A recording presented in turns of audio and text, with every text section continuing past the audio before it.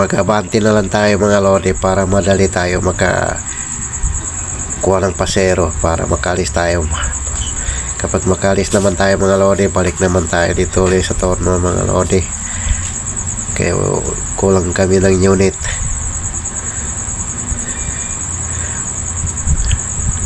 Dito na lang tayo magbalik.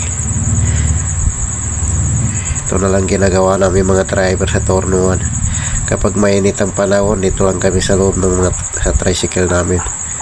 Nagamukmukan lang kami dito. Ito, magpanti naman tayo. Malapit na tayo sa maging pwestorno. Ito na lang. Kailangan dito tayo lang lagi sa loob ng tricycle kaya mainit ang araw. Masakit.